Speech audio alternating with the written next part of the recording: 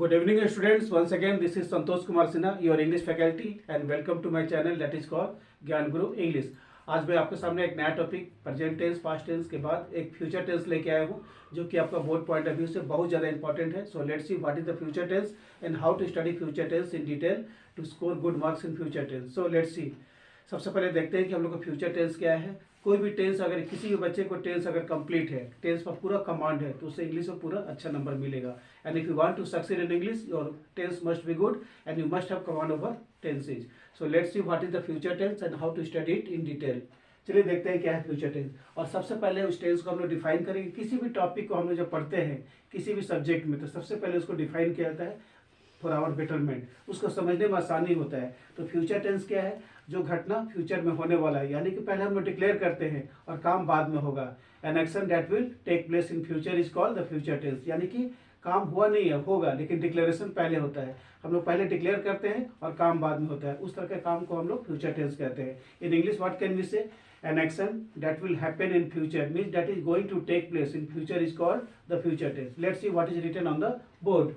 N action that will take place is called the future tense.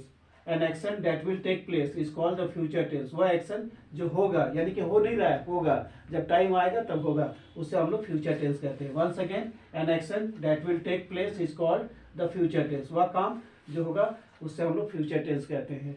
और इसका structure देखना है आपको। सबसे पहले होता है सब्जेक्ट, उसके बाद आइदर विल और shall anyone followed by V1 plus object. यानी कि किसी भी सेंटेंस में सबसे पहले तो सब्जेक्ट होता है, और ये फ्यूचर टेंस है तो इसमें आपको या तो विल या शैल होगा, उसके बाद मेन वर्ब में यानी कि V1 होगा, उसके बाद हम लोग का ऑब्जेक्ट होता है। तो ये हमारा फ्यूचर टेंस का स्ट्रक्चर हो गया। अब इसी से रिलेटेड कुछ हमारा एग्जाम्पल यहाँ दिया हुआ है जिसको हम देखते हैं क्या बोलता है। Number 1, India will win the match. Bharat match जीतेगा। Second, the political leaders will participate in the programme. Political leaders लोग जो है ना वो पार्टिसिपेट करेंगे प्रोग्राम में। थर्ड बोलता है the guide will ask me the way to the station. यानी कि जो गाइड है मुझसे स्टेशन का रास्ता पूछेगा। और फोर्थ में बोलता है she will sing a song in the classroom. वह क्लासरूम में एक गाना गाएगी। So these are the examples of future tenses and this is the structure of future tense. Once again let us see what is the structure of future tense and how to frame the sentences on future tense. सबसे पहले हम लोग देखते हैं कि हमारा subject होगा, either will और शैल दोनों में से कोई एक होगा। उसके बाद जो मेन वर्ब है उसमें V1 होगा, और उसके बाद हमारा ऑब्जेक्ट होगा। तो फ्यूचर टेंस किसको बोलते हैं? जो काम भविष्य में होने वाला है। जैसे कि मैं बताया आपको कि हम लोग पहले डिक्लेयर करते हैं, काम बाद में होगा, उससे हम लोग फ्यूचर टेंस कहते हैं। In English we can say an action that will take place in future is called future tense and these are the examples of future tense.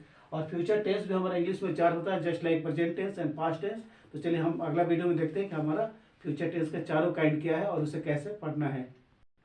चलिए देखते हैं कि हमारा अगला टेंस क्या है, यानी कि काइंड्स ऑफ टेंस का जो फर्स्ट पार्ट है वो क्या है और उसे कैसे पढ़ना है और उसमें कितना अच्छा स्कोर हमें आ सकता है, इसको देखना है हमें। चलिए देखते हैं। पहला काइंड है फ्यूचर इंडेफिनिट और we can say simple future. Both are same by nature and both are same by structure and examples. Simple future और future indefinite both are same. तो इसका स्ट्रक्चर होता है आइदर सब्जेक्ट तो होगा ही, either will और शैल दोनों में से कोई एक, प्लस मेन वर्ब में V1 लगेगा, यानी कि मेन वर्ब V1 होगा और उसका ऑब्जेक्ट हो जाएगा। Once again, subject either will और shall anyone plus V1 plus object. और इसी से रिलेटेड कुछ हमारा यहाँ एग्जाम्पल्स दिया हुआ है। For example, I shall reach the station on time. मैं स्टेशन टाइम पर पहुँचूंगा। सेकेंड बोलता है they will invite me at the birthday party tonight. वे लोग आज मुझे बर्थडे पार्टी में रात को इनवाइट करेंगे। Third means the guide will show me all the historical monuments in Agra. यानी कि जो गाइड है वो मुझे सारा हिस्टोरिकल मॉन्यूमेंट्स आगरा में आज दिखलाएगा। सेकेंड लास्ट बोलता है the teacher shall punish all the students. Teacher सारे बच्चों को पनिश करेंगे, ठीक है। और फिफ्थ में बोलता है और president will take an oath today. हमारे जो भारत के राष्ट्रपति हैं आज वो शपथ ग्रहण करेंगे। तो सिंपल फ्यूचर और फ्यूचर टेंस का दोनों का स्ट्रक्चर, दोनों के एग्जाम्पल्स, दोनों का सब कुछ सेम है, ठीक है। इसमें सब्जेक्ट होगा, सब्जेक्ट तो सबसे पहले होगा, आइदर विल और शैल दोनों में से कोई एक। उसके बाद जो मेन वर्ब है वो V1 में होगा और उसके बाद हम लोग का ऑब्जेक्ट होता है। तो ये था हमारा आइदर सिंपल फ्यूचर और फ्यूचर इंडेफिनिट। चलिए देखते हैं कि फ्यूचर टेंस का सेकेंड काइंड क्या है। चलिए देखते हैं कि हमारा फ्यूचर टेंस का सेकेंड काइंड क्या है और इसे कैसे हम आसानी से बना के पढ़ सकते हैं। So let's see what is the future continuous tense. इसके पहले था फ्यूचर इंडेफिनिट यानी कि सिंपल फ्यूचर, आज होगा फ्यूचर कंटिन्यूअस या फ्यूचर प्रोग्रेसिव या फ्यूचर इम्परफेक्ट टेंस। इसको तीन नाम से हम लोग जानते हैं, either we can say future continuous और फ्यूचर प्रोग्रेसिव और simply we can say future imperfect, यानी कि ये भी हमारा परफेक्ट नहीं है। ठीक है, चलिए अब इसको स्ट्रक्चर में देखते हैं कि क्या बोलता है। First of all there will be subject followed by will be और shall be anyone according to subject, उसके बाद V4 प्लस ऑब्जेक्ट। एक कंटिन्यूअस है इसलिए इसमें हम लोग का शैल बी और विल बी रहेगा, यानी कि काम होता रहेगा। इसको कैसे डिफाइन करेंगे, an action that will be taking place in future is called future continuous tense. An action that will be taking place in future is called future continuous tense. ऐसा कुछ एग्जांपल दिया हुआ है, the stranger will be reaching the station on time, यानी कि जो stranger है station समय से पहुंचता रहेगा। सेकंड बोलता है the carpenter will be displaying all the branded furniture in the showroom. Carpenter है ना, सारा फर्नीचर को शोरूम में डिस्प्ले करता रहेगा, यानी उसका काम जारी रहेगा। थर्ड बोलता है the principle of the college shall be declaring the results of the students today.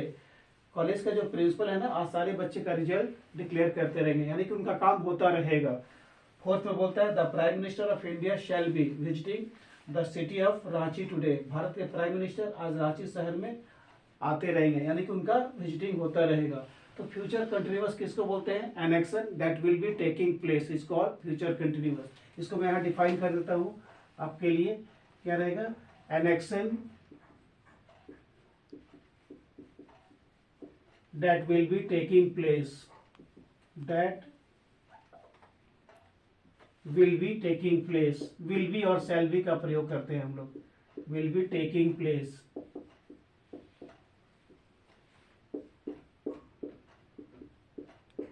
ये आपका डेफिनेशन हो गया, an action that will be taking place, an action that will be taking place, वह काम जो होता रहेगा, यानी कि घटना घटते रहेगा, यानी कि डिक्लेयर पहले होगा, काम बाद में होता रहेगा, उससे हम लोग फ्यूचर कंटिन्यूअस या फ्यूचर प्रोग्रेसिव, यानी कि प्रोग्रेस तो कर रहा है लेकिन ये भी इम्परफेक्ट है। An action that will be taking place is known as future continuous, और we can say future progressive, और simply we can say future imperfect tense. तो ये सब कुछ एग्जाम्पल्स था फ्यूचर कंटिन्यूअस से। और सबसे मेन चीज है कि आपको स्ट्रक्चर देखना है, सब्जेक्ट आइदर विल बी और shall B plus V4 plus object. ठीक है, देखते हैं कि हमारा फ्यूचर टेंस का तीसरा रूप क्या है। हमने देखते हैं कि फ्यूचर टेंस का तीसरा काइंड क्या है और उसे कैसे हम लोग पढ़ेंगे, और उसका क्या स्ट्रक्चर, क्या है उसका एग्जाम्पल, और उसका क्या डेफिनेशन है। So let's see what is the future perfect tense, यानी कि जो घटना घट चुका होगा। सबसे पहले उसको हम लोग डिफाइन करेंगे, an action that will have taken place, वह काम जो हो चुका होगा। Once again, an action that will have taken place is called future perfect tense. वह काम जो हो चुका होगा, वह घटना जो घट चुका होगा, उससे हम लोग फ्यूचर परफेक्ट टेंस कहते हैं। फॉर एग्जांपल इसका स्ट्रक्चर है, सब्जेक्ट विल हैव और shall have anyone plus V3 plus object. Once again, subject will have और shall have plus V3 plus object. So once again let us see what is the definition of future perfect tense. An action that will have taken place is called future perfect tense. वह घटना, वह काम जो समाप्त हो चुका होगा, घट चुका होगा, उसे हम लोग फ्यूचर परफेक्ट टेंस कहते हैं। अब उसी से रिलेटेड कुछ एग्जांपल्स है, चलिए हम लोग देखते हैं क्या बोलता है।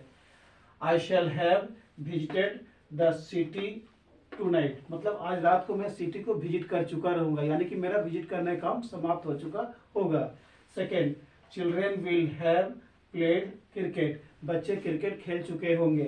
थर्ड बोलता है the CM of Jharkhand will have announced the beneficial scheme for the poor people, यानी कि झारखंड के जो CM है वो गरीबों के लिए बेनिफिशियल स्कीम को अनाउंस कर चुके होंगे। फोर्थ में बोलता है ही will have achieved the target successfully, वह सफलतापूर्वक अपने टारगेट को अचीव कर चुका होगा, यानी कि उसका काम जो अचीव करने का है ना, सफलतापूर्वक हो चुका होगा। So these are the 4 examples of future perfect continuous tense, and this is the main thing. If your structure is good, you can frame out any sentences and you can frame out lots of sentences and many more sentences. So what is the main thing?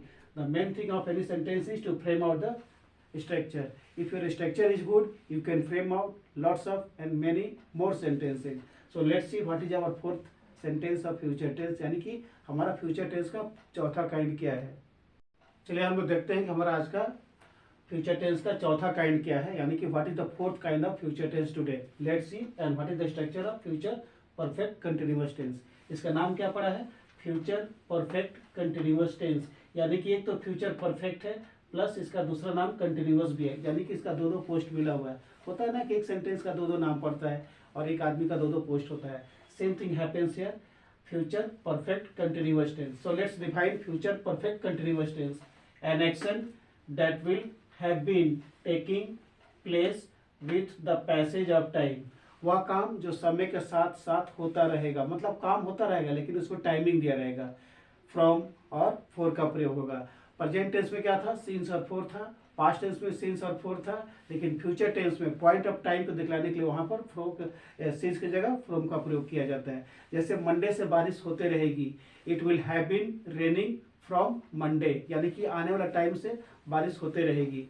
वो अगले साल से इस काम को करता रहेगा, he will have been doing this work from the next year. ऐसा नहीं कि since the next year.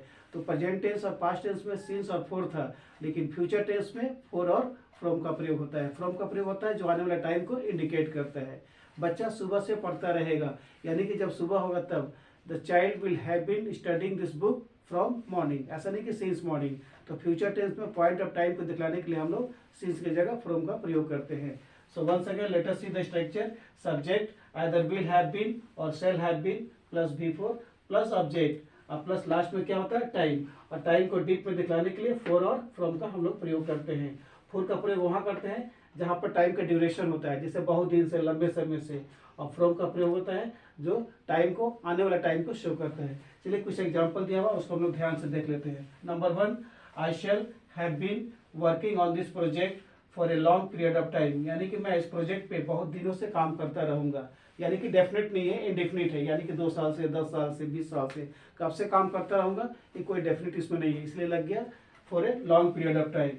Second बोलता है Lata will have been singing a song from morning, यानी कि लता एक गाना सुबह से गाते रहेगी, यानी कि जब सुबह आएगा तब, यानी कि सुबह को इंडिकेट किया जा रहा है कि जब सुबह होगा तब लता गाना को गाते रहेगी।